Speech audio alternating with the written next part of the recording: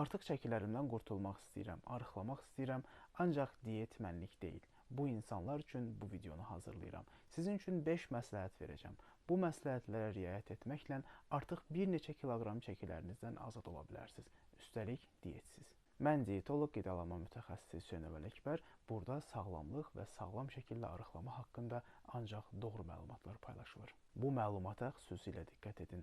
Səhər-səhər yuxudan oyanandan sonraki 3 saat ərzində heç bir şey yeməyin. Bununla belə gecə yatmazdan 4 saat əvvəl sonuncu axşam yeməyinizi yeyin və sonra sudan başqa heç bir şey qəbul etməyin. Günümüzü başlayanda səhər yeməyimizdə qətiyyən şəkərli qidalardan istifadə etmirik. Yəni bura şirin çayı əlavə etmək olar.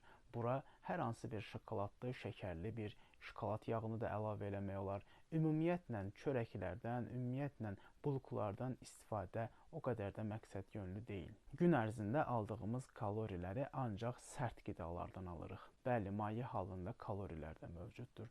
Bunlar şəkərli kofe də ola bilər və yaxud da ki, şəkərli hər hansı bir qazlı içkilər də ola bilər. Bunlardan aldığınız kalorilər tamamilə boş kaloridir və sizin bədəninizdə piyə çevrilməsi ən asan olan kalori tipidir. Maye halında olan kalorilər sizin gün ərzində daha tez-tez acmağınıza gətirib çıxardır. Bəzi insanlar sıxıldığı üçün, bekar qaldığı üçün durmadan mətbəxə yönəlir və orada nələrsə də yeyirlər. İlk növbədə bu vərdişdən uzaqlaşmaq lazımdır. Gündə 3 dəfə yemək yeyin və o yeməklərdən başqa heç bir qida qəbulu etməyin. Bir də bir şey nəzərinizə çatdırım.